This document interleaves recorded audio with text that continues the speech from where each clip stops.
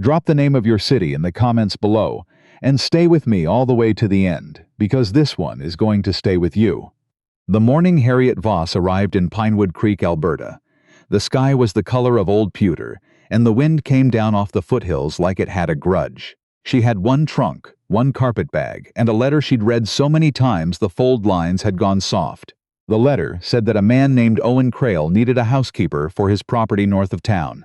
It said the work was hard and the pay was fair, and that previous applicants had not suited. It did not say why. She found out within the first hour.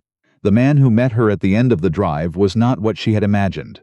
She had pictured someone older, perhaps, or softer in the face. Owen Crale was neither. He was tall and spare, with the kind of quiet that doesn't feel like peace. It feels like a door that's been locked from the inside. He looked at her trunk. He looked at her carpet bag.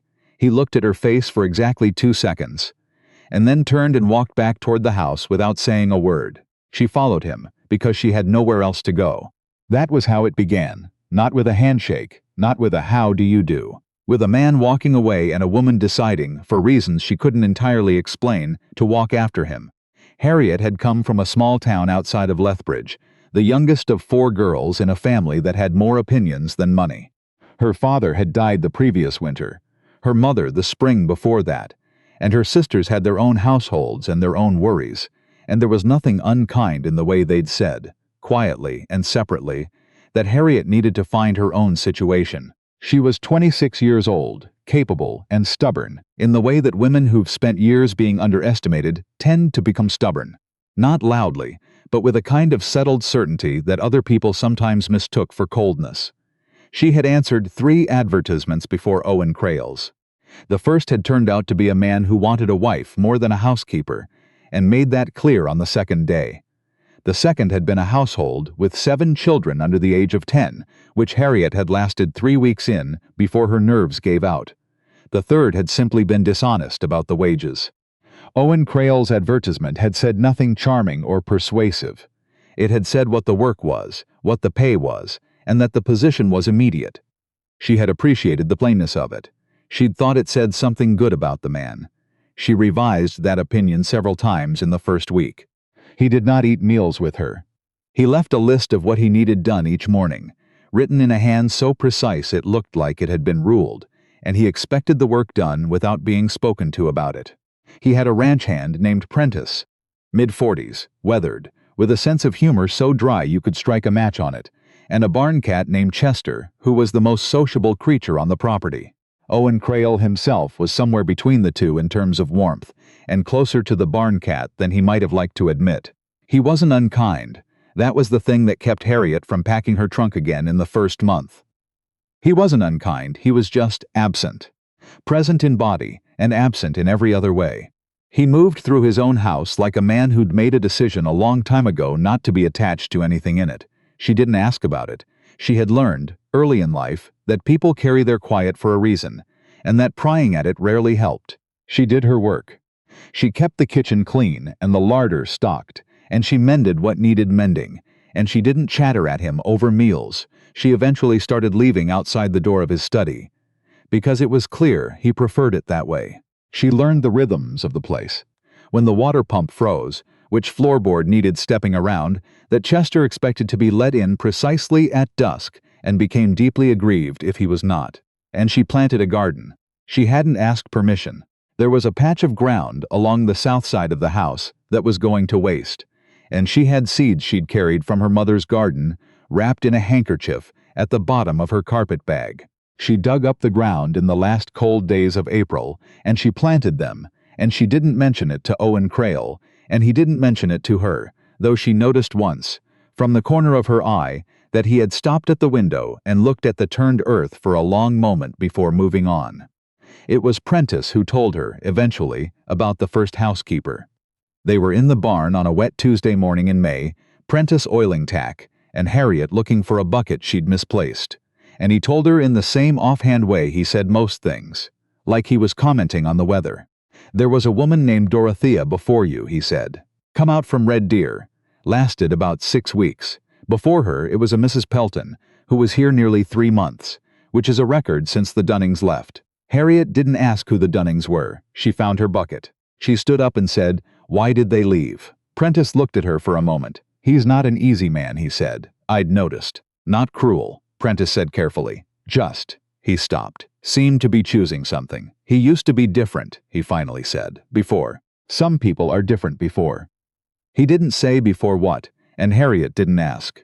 June came, and with it the long Alberta evenings that lasted until nearly 10 o'clock. Light pooling gold over the fields, and the air carrying the smell of sweetgrass and something that was almost warmth. Harriet's garden came up. Not everything. She'd lost the peas to a late frost, but the beans came up, and the kale, and a row of sweet William that had been her mother's favorite stubborn little flowers in pink and white, that had apparently decided Alberta had no say in the matter. She was kneeling in the garden on a Thursday evening, pulling a weed that had gotten ideas above its station, when she became aware that Owen Crail was standing at the corner of the house watching her. She didn't startle. She'd heard his step on the gravel. She kept pulling the weed, which came loose finally in a satisfying long ribbon of root, and she sat back on her heels and dropped it in her bucket, and only then looked up at him. He was looking at the sweet William. "My mother grew those," she said. She hadn't planned to say it. It just came out, the way things do when you've been too quiet for too long. He looked at her. His expression was difficult to read, which she had come to understand was not because it was empty. It was because he'd gotten very good at keeping it still. "They come back every year," he said. His voice was lower than she expected every time, like she kept forgetting it. "If you let them seed." "I know," she said. He stood there another moment. Then he nodded once and went back inside. It was not a conversation, but it was something. The thing about Owen Crail, Harriet had begun to understand, was that he noticed everything and reacted to almost nothing. He noticed that she'd reorganized the kitchen and said nothing about it. He noticed that she'd started leaving a second cup of coffee on the counter on cold mornings without being asked, and he had started, without comment, drinking it. He noticed the garden. He noticed when Chester came in limping one morning in July, and she spent an hour cleaning out a thorn from his paw, and that evening his list on the kitchen table had an extra line at the bottom that said, "Thank you for seeing to the cat," in that precise ruled handwriting, and then below it, as if it had been a second thought, "I should have done it myself." She read that note 3 times. She didn't know what to do with it. She folded it and put it in her apron pocket, and then later in the evening she took it out and looked at it again. Not because it was a declaration of anything. Because it was the first time in 4 months he had acknowledged that he was a person who'd fall short of something and know it. That, she thought, was worth noting. Prentice found the whole situation quietly entertaining in a way he never said directly, but communicated entirely through the timing of his appearances and disappearances. He had a habit of showing up when things were about to be interesting and vanishing before they got uncomfortable, and Harriet suspected this was a skill he had developed over years of working for Owen Crail. One afternoon in late July, he told her, while they were stacking wood, that Owen had been engaged once, that the woman had been from Calgary, had come out to the property twice, and had then sent a letter breaking it off, citing the isolation and what she described as an incompatibility of temperament. "He never said anything about it," Prentice said. "Not then, not since, just kept working. But he was different after. More, sealed up, I guess." Harriet stacked a length of birch. How long ago? 4 years. She thought about that. 4 years of sealing yourself up. 4 years of lists and shut doors and housekeepers who didn't last. "Did he love her?" she asked. Prentice looked at her. "I think," he said slowly, "he loved the idea of having someone. I don't know if he ever got close enough to her to love the actual person." He paused. "That's not a kind thing to say about a man, but I've been watching him a long time." Harriet thought about it all through the afternoon and into the evening. She thought about how some people build walls, not because they don't want to be reached, but because they've forgotten that the door is something they control. That they're the one holding the handle, from the inside. She didn't plan to be the person who knocked the wall down. She wasn't sure that was her job. August came in hot and dry, which the old-timers apparently considered unusual and ominous in equal measure. Prentice muttered about it. Chester became nocturnal in an attempt to avoid the afternoon heat. Harriet kept the house cool by hanging wet sheets in the windows in the mornings and took to doing the outdoor work at dawn, before the day got its full weight behind it. Owen Crail, she noticed, was also out earlier than usual. She would see him sometimes from the kitchen window while she was starting breakfast. Already in the Northfield, already moving, like a man who found stillness harder than the work. She didn't have a specific moment she could point to as the one when things shifted. It was more like the slow change of a season. You don't see the turn, but one day you notice the light is different. He had started eating dinner at the kitchen table instead of in his study. He hadn't said anything about it. He'd simply appeared one evening in mid-August, sat down, and eaten in silence. She had served the meal and sat across from him with her own plate, and they had eaten without speaking, and it had not, somehow, been uncomfortable. The silence between them had changed quality. It was less like a wall and more like an early morning, just the particular quiet of two people who don't need to fill every space. It became a habit.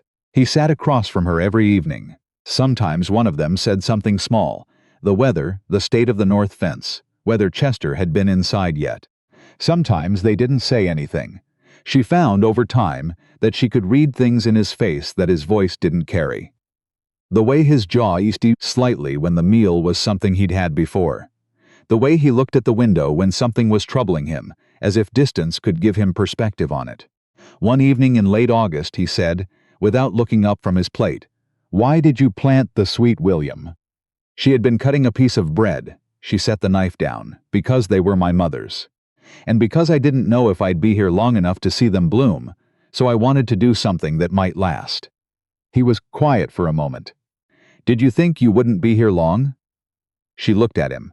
"I've learned not to assume I'll be anywhere for long." He looked at her then. Really looked at her, the way he didn't usually let himself. "That's a lonely way to live," he said. She held his gaze. "Yes," she said, "it is." Something passed between them then, not words, not touch, but a kind of recognition. The particular relief of saying the truth out loud to someone who has the same truth in them. He looked back at his plate. But she noticed that his shoulders had dropped, very slightly, like a man setting something down. September arrived with a shift in the air that everyone in Foothills country recognizes. A sharpness that says the easy months are done now, pay attention. Harriet was in the garden cutting the last of the sweet William to dry when she heard Owen Crail come around the corner of the house. She knew his step by now, the way you come to know the sounds of a place you've lived in long enough. He stood near her, not quite beside her, looking at the garden. "I've been thinking," he said. The way he said it, she understood that thinking for him was not something that happened quickly. She waited. "I'd like you to stay," he said, "not as the housekeeper." She looked up at him. He was not looking at her. He was looking at the sweet William in her hand with the expression of a man who is being braver than he is comfortable being. "Not as the housekeeper," she repeated. "No." He was quiet for a moment. I'm not a man who finds it easy to." He stopped, started again. "I know what I am. I know I'm difficult to be around. Prentice has stayed because Prentice is unreasonably patient, and that is not a quality I should rely on in other people." He did look at her then. "But I've noticed that you don't seem to need me to be anything other than what I am, and I don't quite know what to do with that." Harriet looked at him for a long moment. "You've been sealed up for a long time," she said quietly. Something moved behind his eyes. "Yes," he said. "I'm not going to try to unseal you," she said. I'm not interested in fixing you, Owen. You're not broken, you're just careful." She paused. "But if you want someone to stay, I'm not opposed to staying." He was very still. "I don't know how to do this well," he said. "Neither do I," she said honestly. "I haven't stayed anywhere long enough to learn." For the first time since she'd arrived in Pinewood Creek, she saw something in Owen Crail's face that she would later call relief. Not happiness, not yet. It was too early for happiness. But relief, the kind that comes when you say a thing out loud that you've been carrying alone for too long, and the person across from you doesn't leave. He didn't reach for her hand. He didn't say anything romantic. What he did was sit down on the low garden wall, which she had never seen him do before, and he looked out across the field with his forearms on his knees and his shoulders finally, completely down. She sat beside him, not touching, and they watched the evening light come across the grass, and Chester appeared from nowhere, as Chester did, and walked twice across their feet, and then settled between them with the profound satisfaction of a cat who has decided the situation is finally as it should be. They were married in October, in the small church at the edge of Pinewood Creek, with Prentice as witness and the minister's wife as the other. and about a dozen people from the surrounding properties who showed up, because anything that happened at the Crail place was notable, and this was more notable than most. Owen Crail was nervous, which she could tell, because he stood with his hands in precisely the same position for 40 minutes, very still, the way he went still when he was managing something. She stood beside him, and at one point, without thinking, she reached over and put her hand briefly over his wrist. Just that. Just a moment, and felt his pulse, fast and slightly uneven, and then felt it slow. He looked at her sideways, she looked forward, and she heard, just barely, the smallest exhale. Almost nothing, almost not a sound at all. Prentice, she noticed from the corner of her eye, appeared to be examining a spot on the ceiling with great interest. The minister said what ministers say, and Owen said what he was meant to say in a voice that was careful and low and absolutely sincere. And she said it too and meant it. And when it was done and they walked out into the bright cold of an October morning in Alberta, Owen Crail offered her his arm, formally, correctly, the way a man does when he's been raised right and has been alone long enough to be slightly out of practice, and she took it. Well, Prentice said behind them, in the tone of a man who has been proved right about something he'd been patient about for a very long time. Finally. Owen did not respond to this. But Harriet felt the arm under her hand shift very slightly, and she understood that meant he was trying not to smile. The first winter they were together was hard in the way Alberta winters are hard, uncompromising and absolute, the kind of cold that makes you understand why people historically did not survive alone. They learned each other in the close quarters of a long winter. She learned that he woke before dawn and was not friendly about it, not that he was unfriendly, just that he had not yet arrived at the part of himself that remembered how to be a person. She learned to leave the coffee and not attempt conversation until it was finished. He learned that she needed quiet in the mornings too, but a different kind. Not the sealed-up quiet he'd been living in, but the quiet of someone who was still arranging her thoughts. He learned to give her the first hour without expectation. They made, between them, a kind of language. Not words, mostly, a gesture, a particular silence, the direction of a look. The way she knew, when he came in from the barn in a certain way, that something had gone wrong out there, and he needed 10 minutes before he could talk about it. The way he knew, when she got quiet at the dinner table, that she was thinking about her mother, or about the distance between here and Lethbridge where her sisters were, and that what she needed was not to be asked about it, but to be sat beside quietly while she worked through it herself. It was not a perfect arrangement. There were evenings when he retreated into himself in a way that felt, still, like a door closing, and she had to remind herself that this was just him, this was how he moved through hard things, and that the door opened again by morning. There were times when she said something, and he went so quiet she wasn't sure he'd heard her, and then 2 days later he would respond to it, having apparently been considering it the entire time. She found this both bewildering and eventually oddly touching. He did not dismiss things. He just took longer with them than other people. One evening in February, deep in the coldest stretch, she was sitting at the kitchen table with a letter she'd just finished writing to her sister Nell.